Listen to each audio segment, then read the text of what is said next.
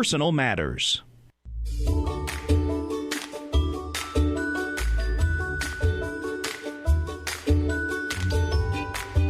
Inner Voice, a heartfelt chat with Dr. Foojan. Hello, everyone. Welcome to the Inner Voice Show. I'm Dr. Foojan Zeine. I'm a psychotherapist, author, and the originator of the Awareness Integration Theory. Hello to Sean, our director in our studio.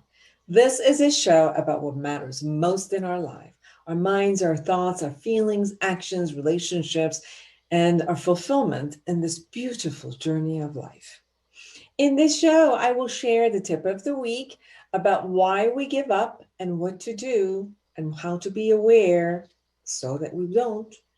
Then I will share with you how we go from love to separateness and back in the Ask Me segment. And I'm so excited and honored to bring you Dr. Arthur Ciaramicoli. He's a licensed clinical psychologist who has been treating clients for more than 35 years. He's been on the faculty of Harvard Medical School for several years, and he's the author of American Reunited, a relational solution to bridging the political, social, and personal chasm dividing our nation. We're going to talk about how to mend the divide, come together, and empathize and really connect with each other. But first, here's the tip of the week.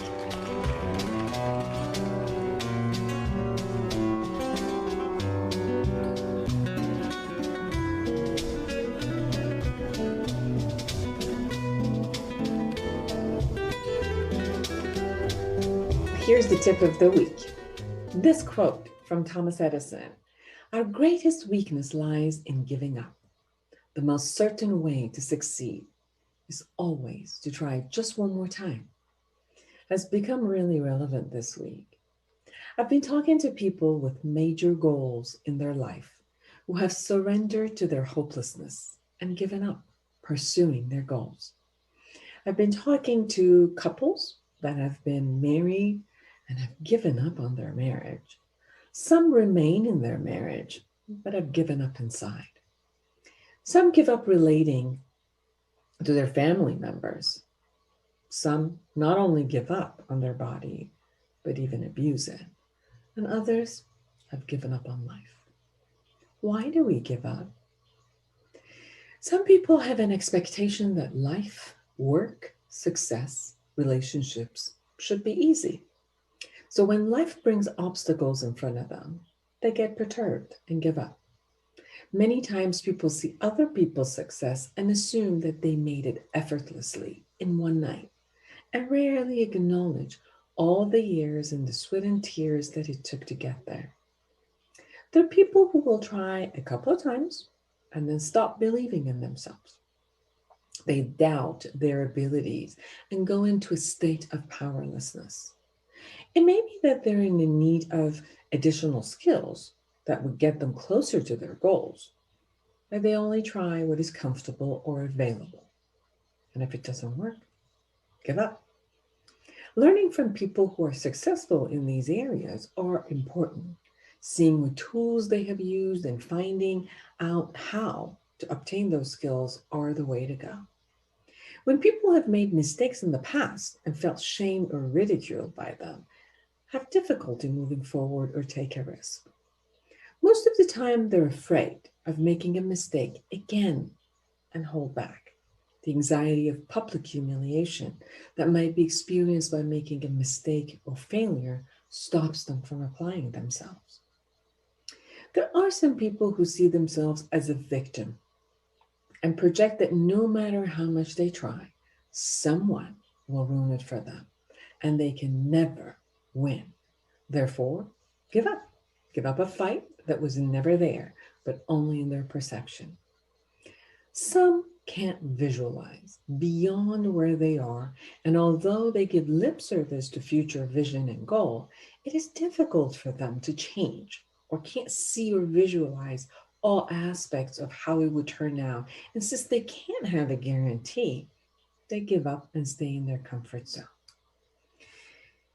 Giving up a dream, vision, or a goal usually creates resentment inside. Feelings of sadness, regret, frustration, powerlessness, and hopelessness creeps in. A sense of grief shows up for letting go of a certain future. Most of the time, as time passes, a sense of regret and remorse about not trying enough follows. The only time that I know giving up works is when one is giving up an unrealistic fantasy to deal with what is real in the present moment, since holding an unrealistic vision will only devastate the person more. So, set your vision and goal about work, relationships, or any aspect of life. Visualize it. Identify the skills that you need to have for each phase. Timeline it and begin moving forward. When you hit an obstacle, learn from others who've been successful in that area and pursue it till it's actualized. For answers, for questions, for awareness, and finding all that might sabotage you from inside, go to my book, Life Reset, the awareness integration path to the life you want. Do the exercises, and you will be amazed about how you can find not only what you can be aware of your day to day activity and your thoughts, belief systems, emotions, and behaviors, and the way that it's impacting in your life. But you can also look at how to bring back all the stuff that was from the past that's still sabotaging you. Thank you.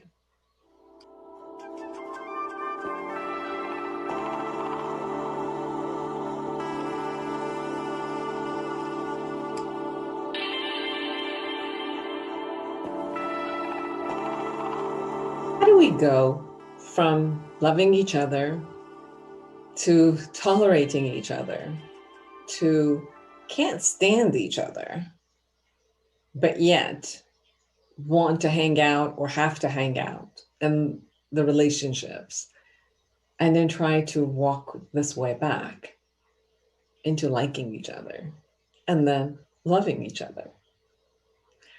I get that question consistently from married people who are on the verge of divorce, from family members, from people who are neighbors, from parent-child relationships. It's amazing that we go into a relationship and we'll, with all of this essence of wanting to relate, wanting to connect, yearning to have amazing, safe, intellectual, heartwarming conversations and relationships with people who we think they're safe and we could be safe for them. I've watched many of the marriages where at the beginning of their honeymoon stage, they were completely in love and they would do anything. And even if they saw something wrong from their partners, they would give them the benefit of the doubt. They would actually listen and start talking and conversing and trying to resolve things. And then as years go by, the interest to resolution would be less, and this concept of I'm right and let me prove to you that I'm right and I have to fight for where I stand attempts to create more and more separation from there, until one day that they just say, they call it quits. It's like, I'm done. I'm totally done. And yet I don't want to be done. And even if I'm done with this relationship, who says that the next one I won't go through the same thing? I've gone through this with parents this week where their children, their grown children, it's just like, I don't like him or her anymore. Or children who see everything at the fault of their parents. And although they love them, but it's like they can't relate anymore. And you can take that in the work environment. You can take that in your best friends. You could take that in your neighborhood. You could take that in country people, countrymen, countrywomen. You can see that all over the place. What happens to us? Well, what happens is we lose interest. That at one point, when The desire is there for similarities, and we go into relationships with the hopes of similarities and looking at our similarities consistently. And then after a while, we obviously start looking at our differences. And then we start resisting everybody else's differences. And we want them to be just like us because it makes our identity more clear for us. It gives us the right to be if other people mimic us. So then it shows up as I am it, I'm the powerful. And, obviously my path is the right path. If I can enroll everybody else, that they should do it my way. Now, maybe you'll say it nicely, and then if you can't say it nicely, then you get upset, then you can manipulate, then you can strategize. So we see all of this in marriages and other close relationships, right? And even, larger relationships, such as politics or what we do in society. But what happens to us when we lose the concept of our similarities and the yearning that we originally had to be connected with people, to have a safe place to live? What happens to that part of us that really wants that, while it gets overridden, but another part of us that wants to be right and wants to be righteous and feels entitled by whatever I say it should be, and anyone else who doesn't believe in the way I do should be beheaded and is not going to be in my life anymore. Well, we lose relationships. We go into our own cocoon. Um, and then we go into a place of hopelessness and almost a place of I can't feel safe anymore in the world. I can't feel safe in my own home. I had a gentleman who, after 17 years of marriage, says, I go into a hotel and I feel better in the hotel when I'm alone versus waking up beside my wife in the morning. It's like, what happened? I remember them when they were completely in love and they went through this path, and something changed when they thought that who I am needs to stay and you have to become just like me, or I feel bothered and I don't want to be around you. So although it appears that my desire for the world to be just like me might appear to be great, but because it isn't, and because it isn't reality, that I'm going to face a very, very harsh and cruel reality that people aren't just like me, and they will never be just like me. There are areas that we're going to be similar. There are areas that we can connect to, and there's so many other areas that we don't. And yet, if I look at that as a possibility to growth, and I can actually look at who you are and look at how different you are, and maybe I can learn something. Maybe I can grow by learning something versus holding myself back in this cocoon. But not only that I would feel safe everywhere, among anyone, in any shape, form, any race, from any country, with any language or any color, that I could also feel a belonging everywhere versus feeling completely separated and isolated. And then I have to fight for where I am. There's no need for fighting. I can connect to you, whoever you are. And I can connect and I can feel you in however you are. And hopefully you will connect with me. And maybe in those aspects is where we could save our marriages and save our relationships and save our connections with our family members, with our friends, with our neighbors, with the world. And it might be a place where you and I can feel safe being together. Well, thank you for listening.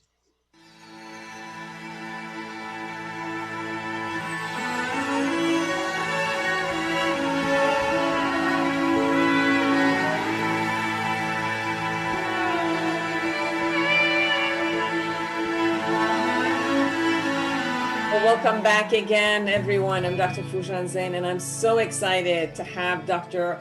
Arthur Ciaramicoli with me again. He's a licensed clinical psychologist who's been treating clients for more than 35 years. He's been on the faculty of Harvard Medical School for several years. He's on the faculty of International Association of Wellness Practitioners, Global Presence Ambassador, and Parenting 2.0. and was recently awarded a Lifetime Achievement Award by the Visionaries International Network. He was formerly the Chief Medical Officer of SoundMindZ.org, and is also in private practice. Dr. Ciaramicoli has appeared on CNN, Fox News in Boston, Comcast TV, Good Morning America, and the O'Reilly Report. And he's a weekly radio guest on Your Healthy Family on Sirius Satellite Radio and Holistic Health Today. He's the author of more than 10 books. Today, we are talking about his latest book, American Reunited, a relational solution to bridging the political, social, and personal chasm dividing our nation. Welcome to the show. Thank you very much, Foojan. Good to see you again. Good to see you. I love this book. It is so appropriate for our time at this, at this point.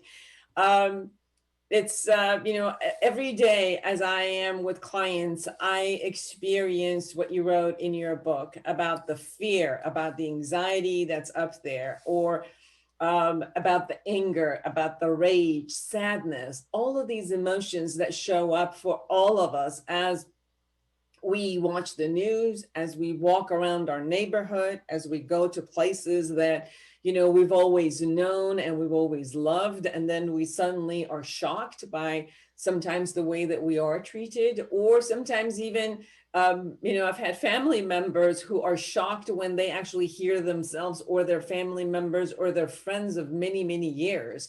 And they are, it's almost like it's falling apart. So thank you for writing this book. Oh, you're welcome. You're welcome. My pleasure. I very much wanted to write this book. It's probably the most difficult book I've ever written, but I think it's the most important as well, because as you said, I am extremely disturbed by what's been happening in our country. The language, the way we talk to each other, the hateful speech.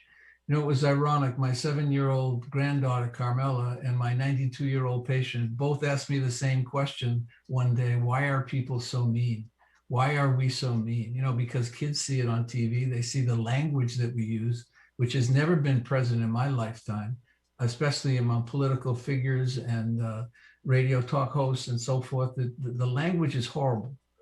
And we see that we are encouraged to relate that way if somebody's on the opposite aisle, and we really have little appreciation for differences. Democrats and Republicans are both guilty, both airing their views and their hatred toward each other, and it's driven by so much misperception, Foojan. The people with the greatest perception gap are the ones who are using the language. And it's interesting that the people who are politically disengaged, they watch a little bit of the news in the morning and a little bit at night, they are the most accurate perceivers, because Democrats think that Republicans are racist and Republicans think Democrats are socialists, and neither is true. That the majority of people are somewhere in the middle, but we're in a time where extremes are really featured in the media a great deal. And the people that are participating in the media usually have the most distorted views and are encouraging other people to be on the bandwagon and hate the opposing side, which is very devastating to our democracy. Yeah, and it's all over the world. It isn't just in the US. Yes. You see all the war again in Israel and Palestine, and it's going on, and you see the war a lot of places. So it's almost like at one point the world was going around, okay, can we be peaceful? Can we be adults? Can we negotiate? And then somehow the world is turning around and becoming like teenage bullies at this point again, and into like falling off the adulthood again and going back. Yes.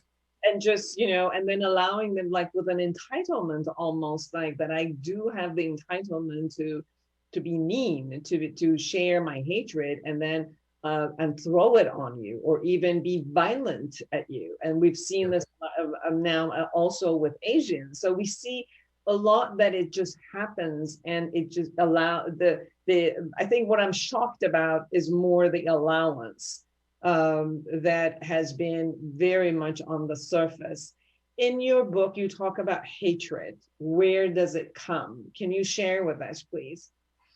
Well, what I try to explain in the group, in the book, is that hatred has its origin in childhood. It's not something that has come about just because of the political party that people belong to. Look, in January 6th, when people were storming the Capitol and we saw someone take a flagpole, and beating one of the police officers, one of the security officers with it, that had nothing to do with politics, nothing to do with politics. I have Republican patients and Republican friends who would never do that in their wildest dream. That is about someone's unresolved issues in their life. And people that grow up with that sadistic tendency, they enjoy hurting other people. It's usually because they were in a very helpless position early in their lives where they had no outlet. And then their outlet means it becomes projecting it outward rather than dealing with the uneasiness that they live with. So when people are using hateful language, when they're actually becoming violent, we're told, at least by the media, that it's about their political persuasion. It is not.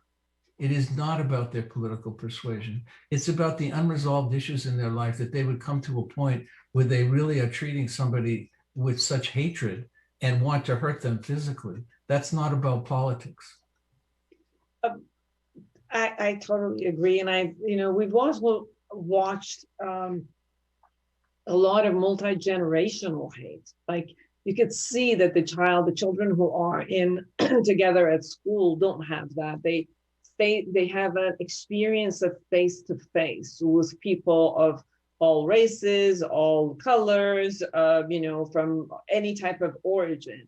And then you also hear then this multi-generational belief systems that are filled with hatred, which are landed down and given down, handed down. Yes.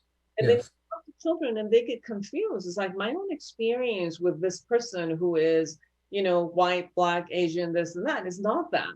How come when I go home and I say, I have a friend who is whatever it is, then my mother or father suddenly have a different reaction and say, you can't hang out, or don't you know that they are whatever they believe they are? And from there on, these type of belief systems also pass around. In your book, you talk about personal experiences of trauma or neglect. And there's also this aspect of hand-me-down belief systems that half of the time people don't even know why these were there. They were just raised with them without really having any experience of it.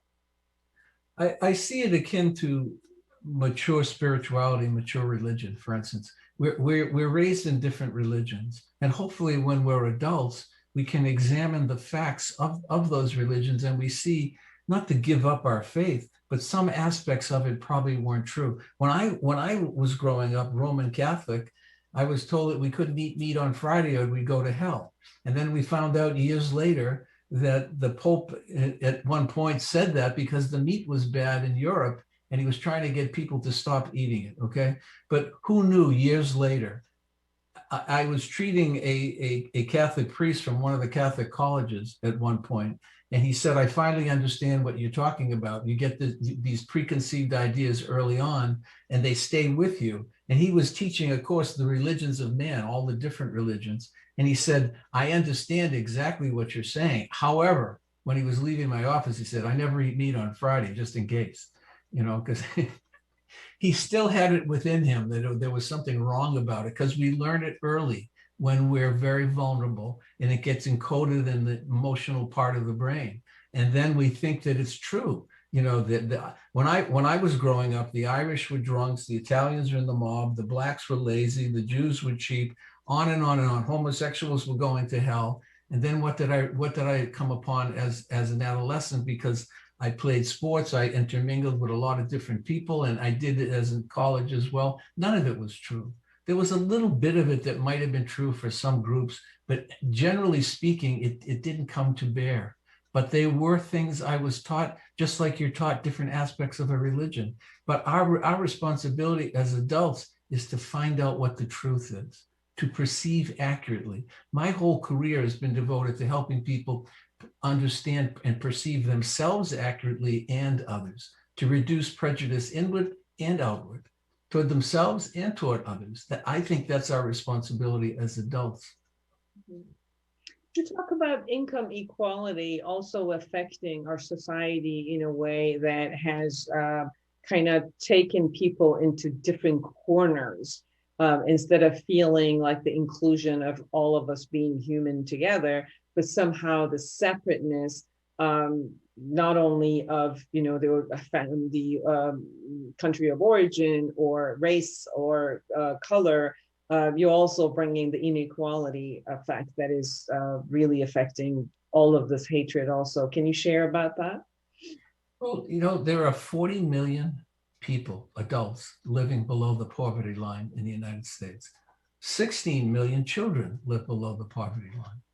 And we know that the people who have the lowest education, they are in poverty, they have the highest suicide rates, they have the highest alcohol abuse rates, highest opiate addiction rates, because their lives are so difficult. And we are the richest country in the world, but we have the widest wealth gap in the world of affluent countries.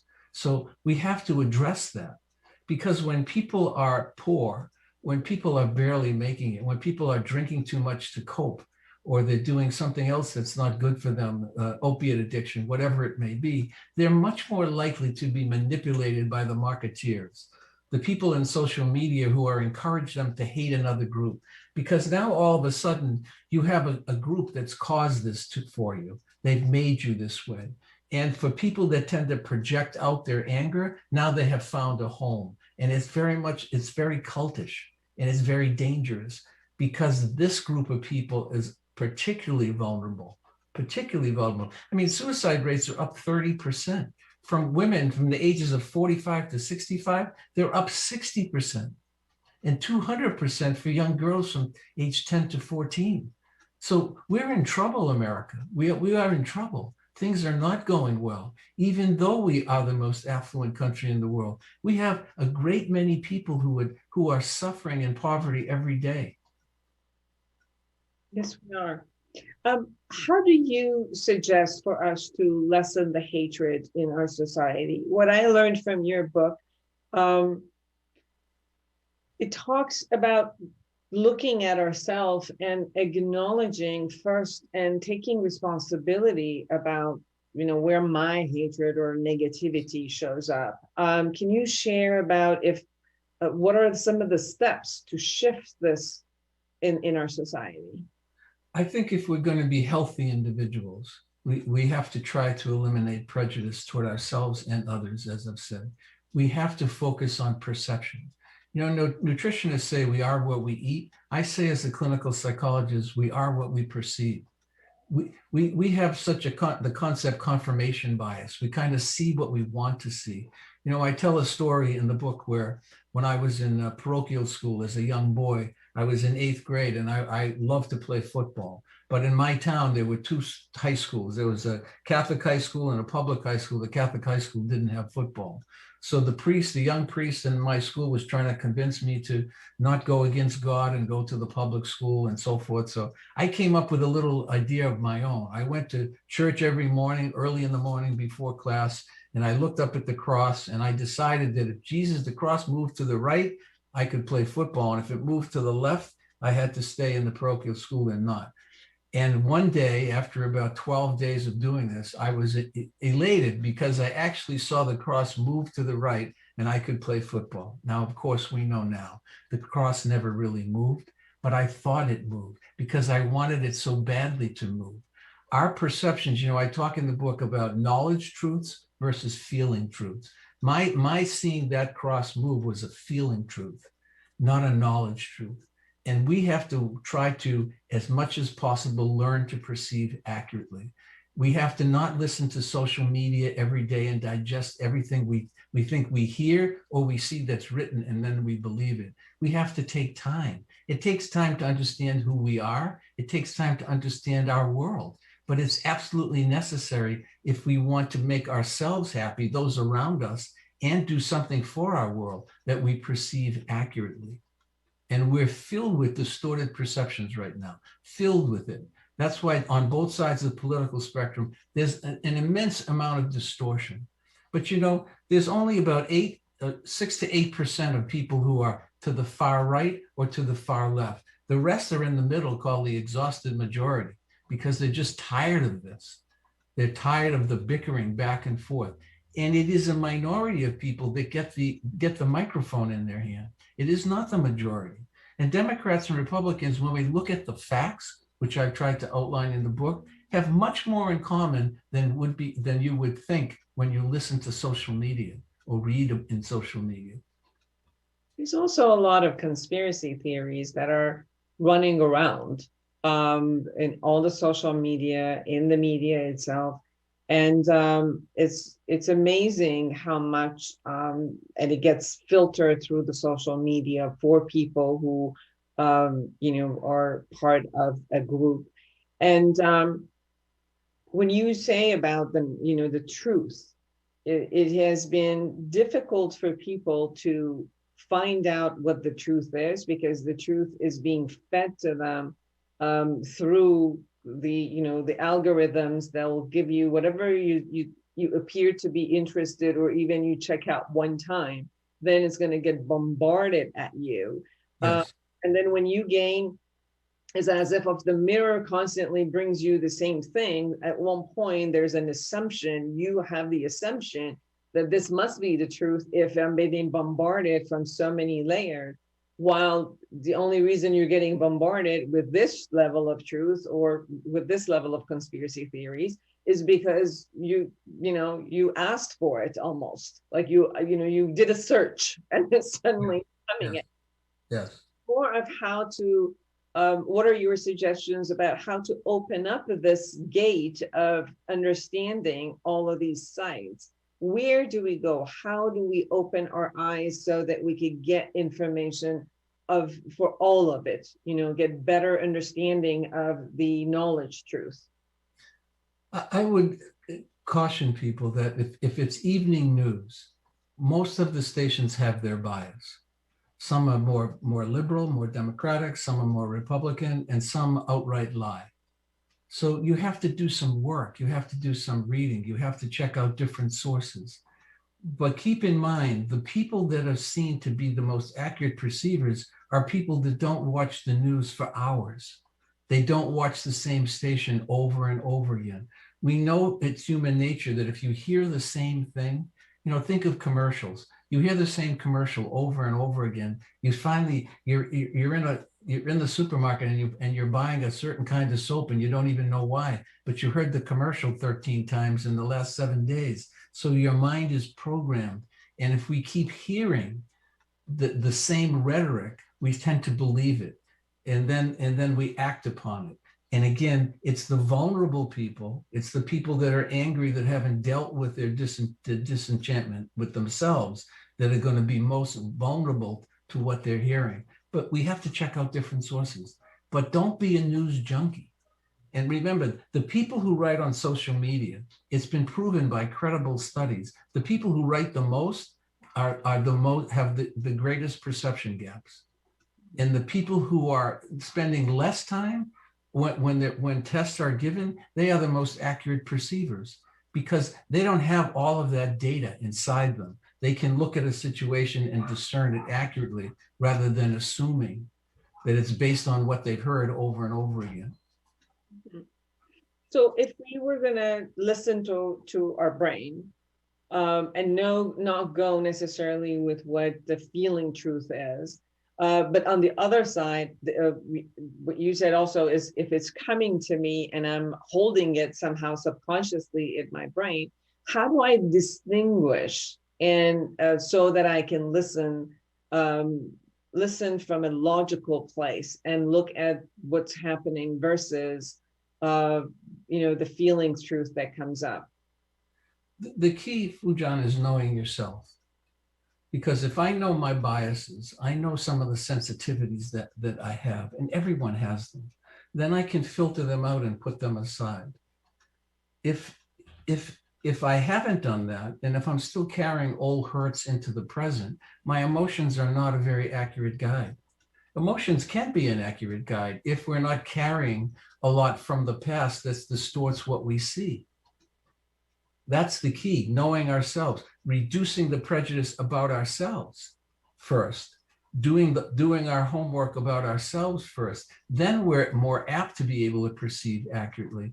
But if you're carrying old hurts with you, it's like someone who just went through a divorce, and they see a woman who looks like their ex-wife, and the ex-wife had an affair, or they had some conflict with, automatically you're feeling uncomfortable about this person in front of you, and you don't even know her.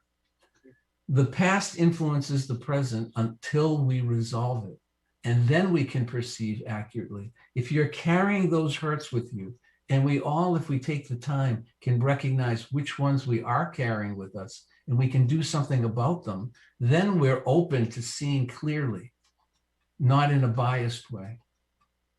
The experience that I have is that we're all prejudiced. We all stereotype. And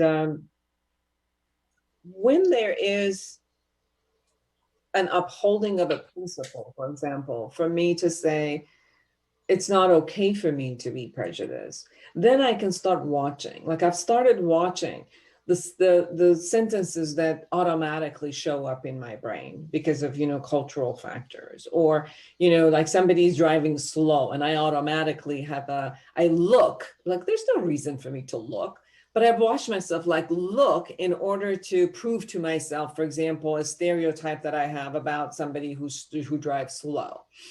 And I start watching these prejudice concepts, and I catch them, and then I shift them, and then I release them. But I also know that, for example, me and a lot of people, and how I hear you talk about it is, yes, if I go into a principle that being prejudiced is not okay, then I will exercise those. I've also come across a lot of people recently that they have a certain entitlement about their prejudice. It's as if well, yeah, of course I am, and I have the right to be. And that's part of there's no movement there when someone is so entitled about their hatred, about their prejudice, about the stereotyping, and as if they're defending themselves because they feel fear, they feel threatened. Yes. That threat might not even be accurate. Again, it could be a cultural thing that has come through years, and that's just not even accurate anymore. But can you have a suggestion for people who know of, or they watch themselves and listen to themselves, that they have that type of an entitlement about their prejudice and hatred? Well, that's a hard individual to interact with. I mean, that's where a very high level skill comes in, because it's not easy to influence a person who's made up their mind that way. I call it pathological certainty. They're absolutely sure that their view is correct, and they have a right to hate. And if you feel like you have a right to hate, ask yourself, really, is it the person or the group in front of you, or is it something inside you that you have not resolved? I do think we're in a time where we have those extremes. Americans are less centrist, and we have these extremes, and the extremes are not accurate. The assumptions that we make about people from those extreme views are not accurate. But you're really asking that person who's so convinced that they're right and they have a right to dehumanize another individual, that is not healthy for them either. Not only for the other group, it's not healthy to live with that resentment and that misery inside you, to go around hating people. I often encourage people, don't even use the word hate. Really, try not to use the word and see how you feel. Because if you hate other people and you're holding on to, and again, it is the people on the extreme ends, either the progressives or the ultra conservatives, who are using that hateful language. And why are they doing that? Why did they have to do that? Why can't they appreciate differences in other people? It's because of their own unhappiness with themselves. But you're asking the critical question, how do you influence? That's why I wrote this book. Try to look at the facts.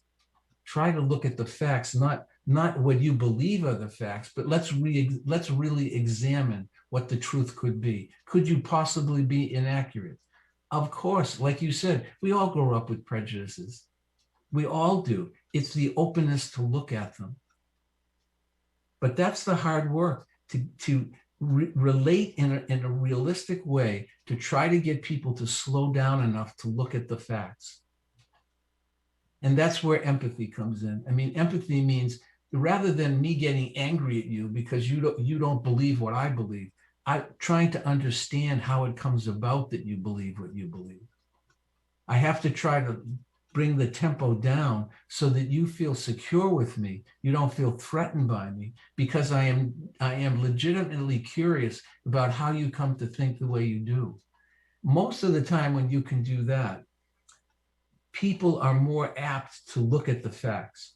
They're more apt to change, because the giving and receiving of empathy produces oxytocin, that connecting hormone that makes people feel more secure and safe. That's the kind of dialogue we need to have if we're going to make any change. If we're going to alter fixed views, we have to have that kind of dialogue, empathic immersion with each other. You said the word genuine interest in knowing and wanting to know why another person comes to believe what they believe. And I think that genuine interest is the start of the empathy also. Many people show interest, but it's more like a strategy of, let me show interest so you can tell me what you believe so that I can, knock it down. Yes. So it's like a communication strategy of allow me to prove my point to you versus having an understanding of what's going on with you. And then so that maybe we could, meet in the middle, or I can get a better understanding of, what another group might even think about. How do we get that genuine interest? Because you really got to get out of yourself in order to put yourself out there. I use the interfaith groups and interfaith movement in our country as an example. I'm so impressed with people of different religions who get together and they become good friends. They listen to each other. They take information from each other. They're not threatened by each other. They still hold on to their own faith, but they learn from each other, and their world becomes very wide. And I think when you live that way, you find diversity so interesting. You find people that are different than you so interesting, and it makes the world more interesting. It makes you're not so cloistered and afraid, because you can only relate to people in your cluster, your group. So it opens up the door. And I think that's what we have to do. We have to try to understand other people and how they think differently than we do. That's what empathy is. It's understanding the unique experiences of another person. In the as you look at the world, especially US, what do you contribute the causes of rage and anger and suicide rates and high level of opiate addiction? A lot of this is risen. Not that it was not there before, but the ratio is really staggering, and it's really I can't say it's surprising, but it's heartfelt. What do you see the reason of this, past couple of years of all of this rising? Well, we know in the last 3 to 4 years, we know that anti-Semitism has been the highest it's been in 30 years. Islamophobia went up 67% in 1 year. Racism is up. Crimes against people of different sexual orientation is up. Sexism is up. The 63% of women in the workforce say that they feel intimidated and are treated in ways that are frightening to them, but they're trying to hold on to their job. So why has this happened in recent years? Well, one thing is leadership matters. The way we see people talking, particularly politicians, the language, the hatred, the anger, the vitriol, the demeaning of the other side, that has had an effect.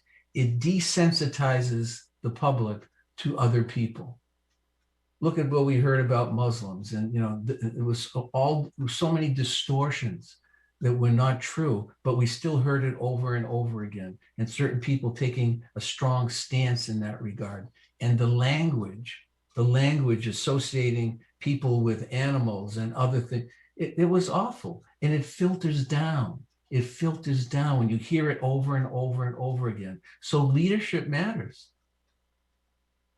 We need, I wrote a book called The Soulful Leader. We need soulful leaders, people that lead with authenticity and integrity and empathy and reason. But when you have leaders that use language the way we have seen in recent years, it filters down to the public, and it gets the people who are angry anyway about their circumstances in life or about who they are. And then they have a cause. And that's been very damaging. The problem is that, at least in this country, we are choosing our leaders. In many other countries, we might not. And then we could say, okay, well, I don't even have the system to choose these leaders. So the leaders do this, and they're dictators or Democrats, and that's who they are.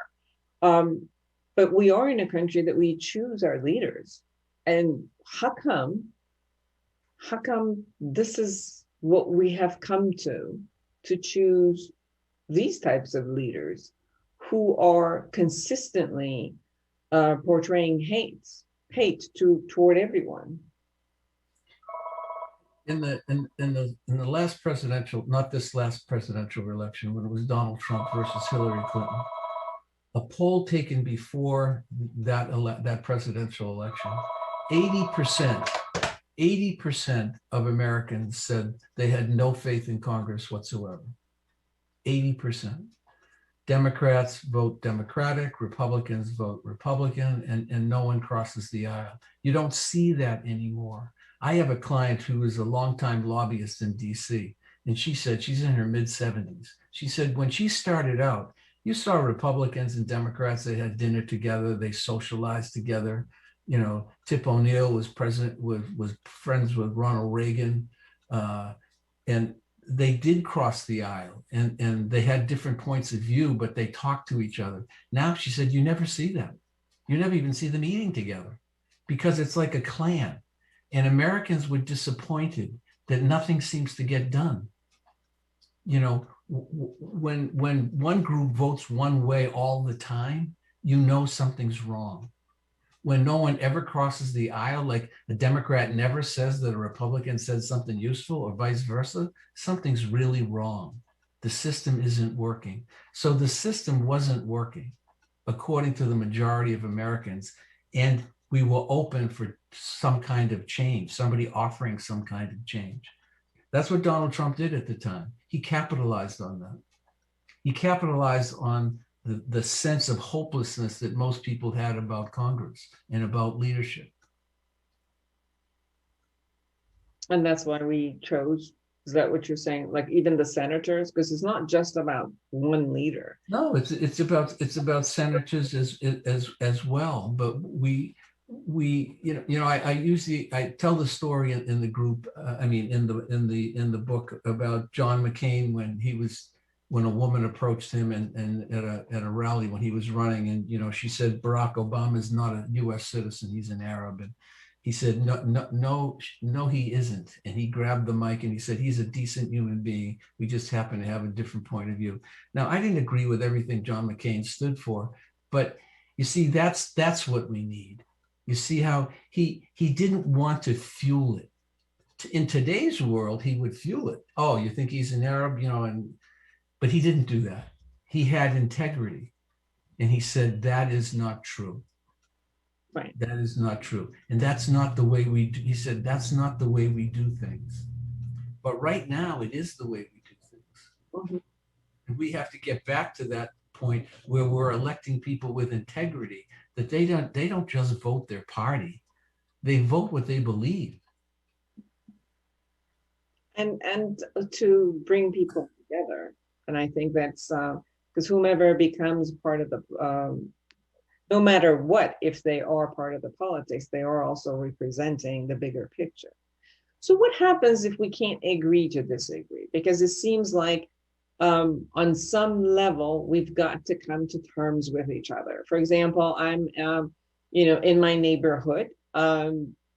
It's like very, very diverse, but however, from the political perspective, it's leaned to one side only. And then when you see other people who are from another side, there is this type of like, wanting to look and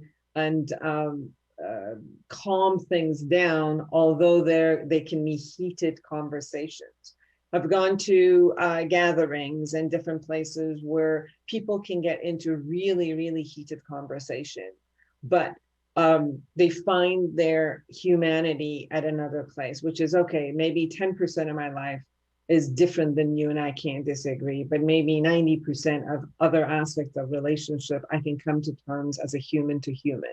If we're in a neighborhood, we all can come to terms with each other of how to keep each other safe, how to be there for each other. If we are a family member, although we might not agree in some of these areas, but look at the beauty of what we have as a human to human. And then we can maybe extend this as a human being to others, that there's so many there's so many uniqueness, but there's so many of similarities and sameness and how we could be together. You could take the same two people who are fighting and put them in a war as a team member together, and they'll hold on to each other.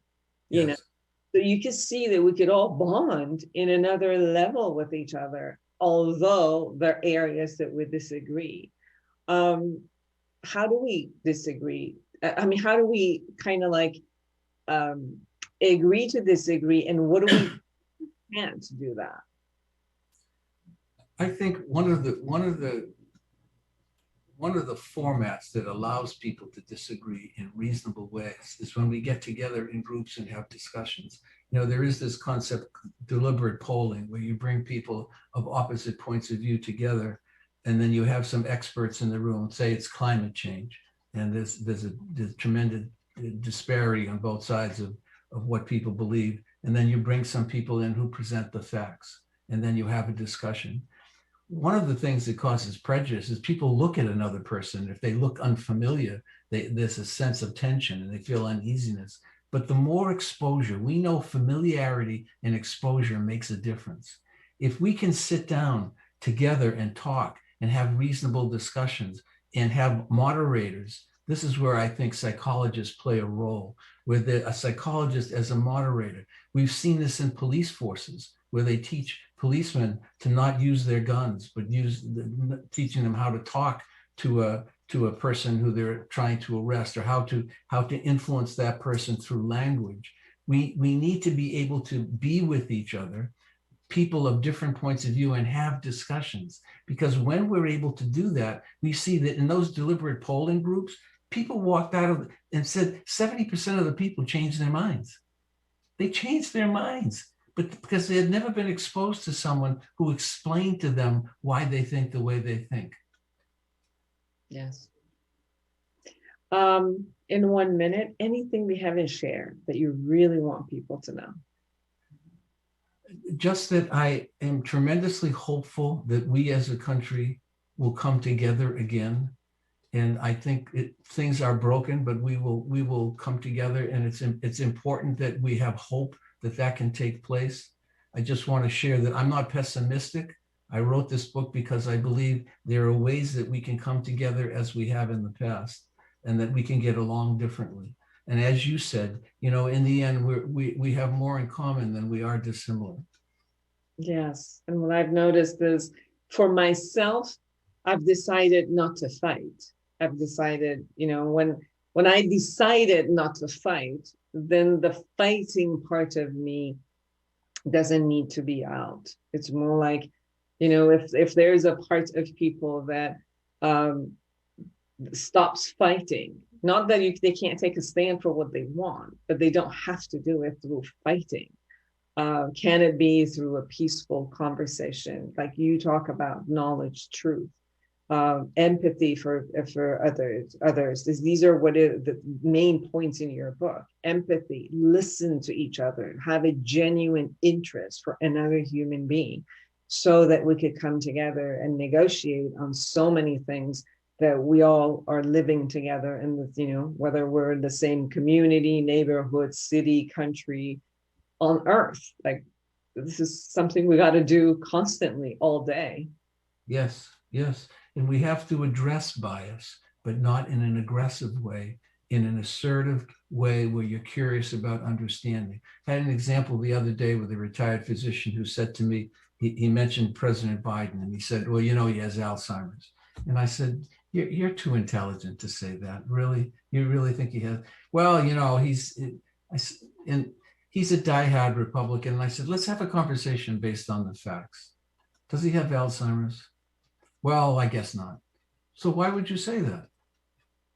Well, everybody knows. See, you're saying everybody knows that. No, that's not true. Everybody doesn't know that. It's not true. It's not true. You can dislike his policy. You can even dislike him, but give me the reasons that make sense. Let's have a reasonable conversation. And we did. But if I had said to him, what are you saying? That's not true. If I got angry with him, where would that conversation go? Nowhere. Yeah, nowhere. Right. Dr. Arthur Ciaramicoli, please get this book, everyone. American Reunited, a relational solution to bridging the political, social, and personal chasm dividing our nation. You can go to balanceyoursuccess.com. And you can also get the book in, I'm assuming, Amazon or any other location, right? Yes, Amazon has it now, yes. Thank you so much for taking the time and coming on the show. I always learn from you. I really enjoyed the book and hope to have you back. Well, thank you very much for having me. I appreciate it very much.